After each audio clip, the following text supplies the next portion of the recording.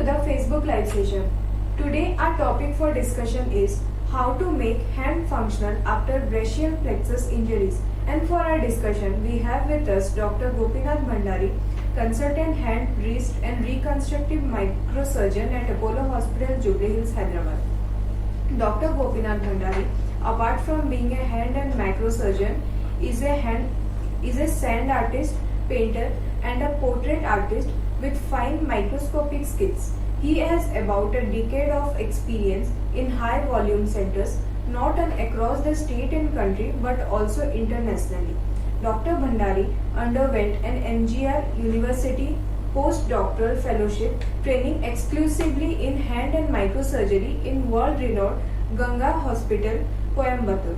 Later, he pursued hand and wrist surgery, wrist arthroscopy fellowship under Dr. Francisco del Pinal in Spain. Welcome, Doctor, to our Facebook live session. Thank you. So, starting with our questions. So, Doctor, could you please tell our audience what is brachial plexus injuries? Yes. Good afternoon. I'm Dr. Gopinath Bhandari, consultant hand, wrist and microsurgeon. Today we are going to discuss about brachial plexus injuries. So what is brachial plexus injuries? Brachial plexus is a group of nerves which exits from the brain through the brainstem and from the neck, and they form 5 different nerve roots, and through the neck these nerve roots form a plexus of nerves and then they supply the hand. So all these 5 nerves, they go through the hand and supply different functions of the hand. For example, C5 nerve, which is predominantly involved in shoulder function. C6 nerve is predominantly involved in elbow flexion function. C7 nerve is involved predominantly in elbow extension and wrist extension. C8 is involved in finger flexion, and T1 is involved in the fine intrinsic activities of the hand. So like this, different nerves of the exiting from the brain root and the brain through the neck, they form a plexus around in the neck area, and then they supply different functions in the hand. Due to some accident or due to some injury, if these set of nerves, the brachial plexus, if these set of nerves get involved or injured, the complete hand becomes paralyzed. This is called a brachial plexus injury. So, Doctor, what happens to anyone who has such injury? Yes. When a person is suffering with a brachial plexus injuries, he will be having a complete or a partial paralysis of the involved hand. For example, if out of C5, C6, C7, C8 and T1, out of these 5 nerves, depending on the involvement of the injury, if it is partial or complete, there will be a partial paralysis of the hand or a complete paralysis of the hand. When it is partial paralysis, it can be a Erb's palsy, like a upper plexus palsy, where there will be difficulty in shoulder movements and elbow flexion, but the hand per se will be normal. And when the lower plexus is involved, it will be opposite. The shoulder and the elbow will be fine, whereas the hand will not be functional. So this is the type of involvement in brachial plexus injuries. So, Doctor, how do these injuries generally occur? Yes. So brachial plexus injuries are predominantly high velocity injuries. When a person traveling on a bike, or usually the most commonest presentations which we are seeing nowadays are because of road traffic accident and bike accidents. Because of high velocity and high speed, suddenly when the patient meets with an accident and the patient lands on the shoulder and stretch happens over the neck. Because of the stretch happening at the neck, the nerves here in the neck get pulled out, and they can either suffer a neuropraxia, that means a stretch injury, or a neurotmesis, that is a partial injury to the nerve, or an axonotmesis, whereas the complete nerve is being transected. So any of these 3 injuries can happen to the brachial plexus during the accident. So that is the most common method of brachial plexus injury which we see. Another very rare cause which we very less see is the lower plexus injury, when the patient is falling from a height. Okay, and in such injuries the patient tries to clasp to edge of a building or a branch of a tree, and when the patient suddenly hangs, the lower plexus get involved and they get stretched and they get torn. That's how lower plexus injury can also happen. So doctor, is it a reversible injury? The reversibility of a brachial plexus injury depends on what sort of an injury the nerve has sustained. For example, if it is a neuropraxia, it is reversible and normal spontaneous recovery can be achieved from about 6 weeks to 6 months. But if it is an axonotmesis or a neurotmesis sort of an injury where the nerve is completely transected, then a reversible phenomenon or a spontaneous recovery cannot be expected and some intervention may be needed. So do these patients have to live their life with paralyzed hands? Absolutely. So these patients need not live their life with a paralyzed hand. That is where our action, our intervention comes into action. So depending on the presentation, and we see up to 3 months whether any spontaneous recovery is happening. If there is no evidence of any spontaneous recovery, then we do operate these patients and do procedures like nerve transfers or nerve repairs, wherein we try to co-opt the nerves under microscope guidance and then get a good recovery over a period of time. So that's how we intervene and get good results in brachial plexus injuries. So these patients do not need necessarily live a paralyzed life. They can get some function.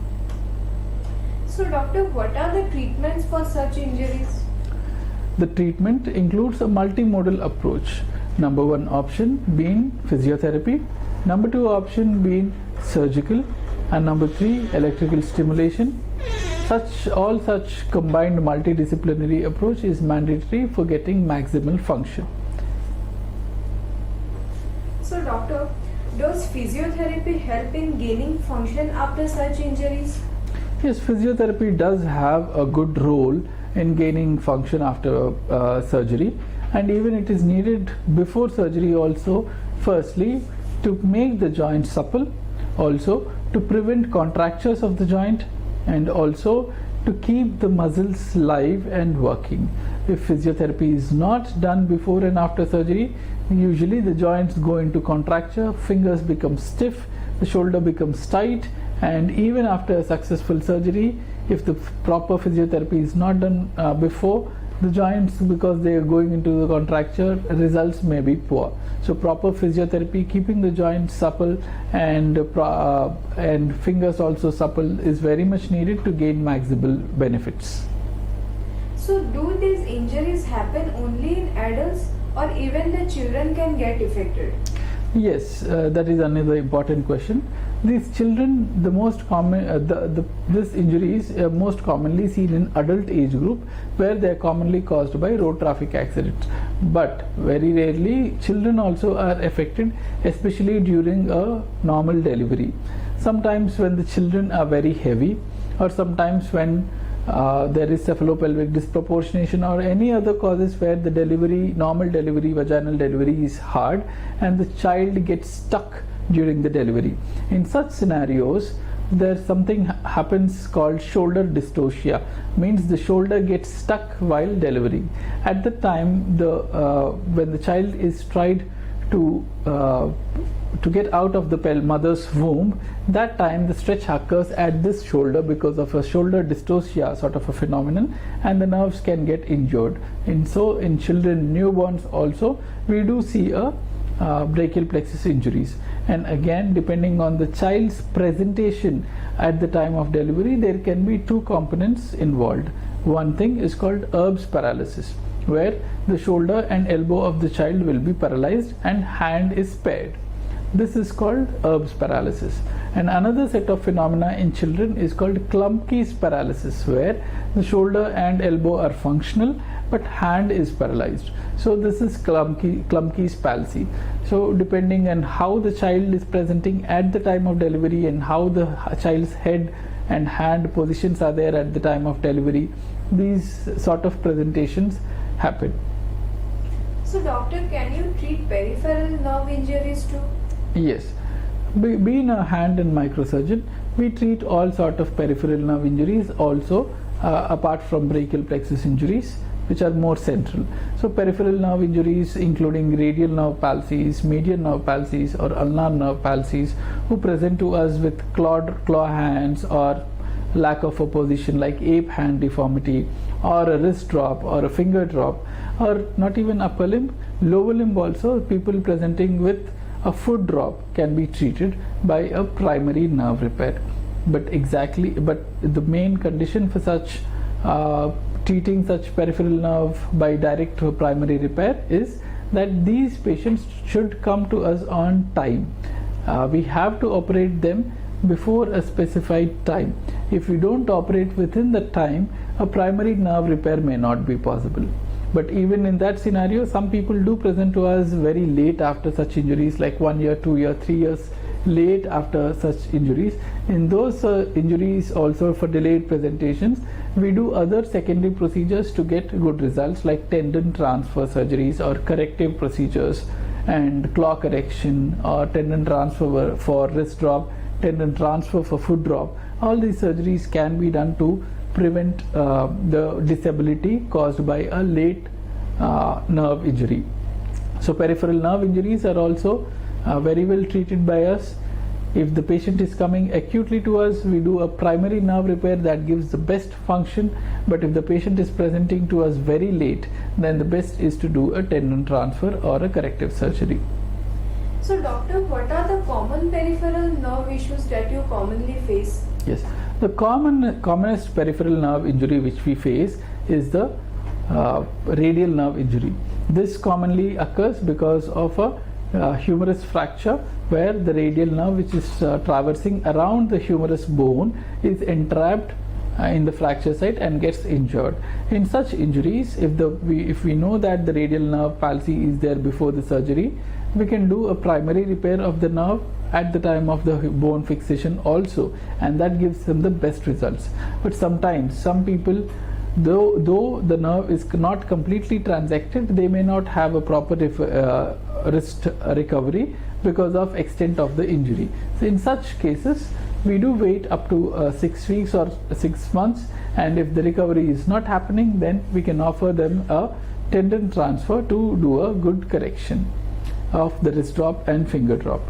Similarly, the second common deformity which we see is the ulnar nerve injury. It can happen because of cut injuries, or it can happen because of trauma, or it can happen because of leprosy, etc. In such injuries, when we have a definitive role for primary nerve repair, we do that.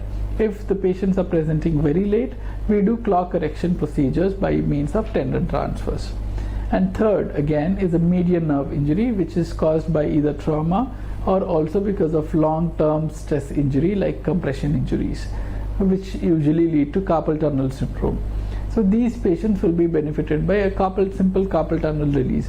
But in acute transactions like injuries, cut injuries or slicing injuries, where nerve repair is mandatory, we do a nerve repair.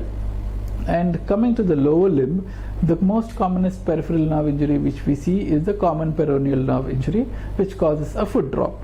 So these are the common peripheral nerve injuries which we face, and that's how we treat them. So coming towards our audience question, so doctor, which part of brachial plexus is most likely injured?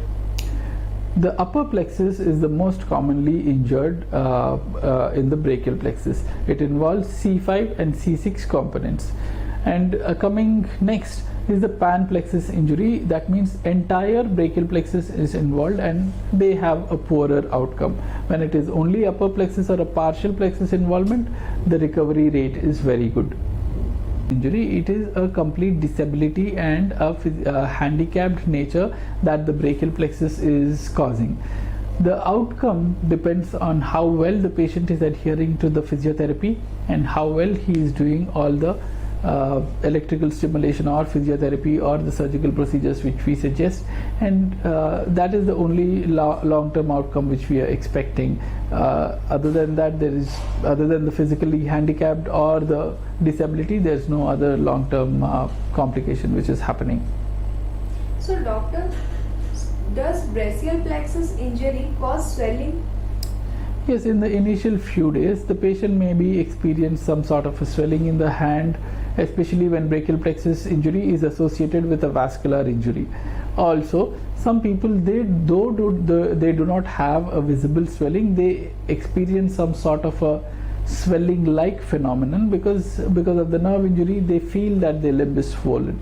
So it is the patient's perception. Also, the patients feel that there is some tingling, numbness in the limb, and some patients feel completely asensate limb. So it's different varied presentations.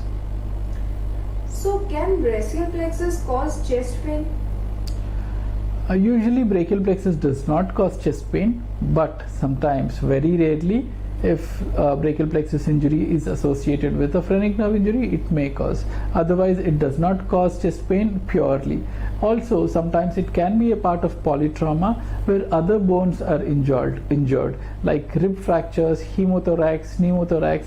So when such fractures are there, patients may be experiencing chest pain. So it is very important to rule out all other injuries before proceeding to treatment of brachial plexus injuries.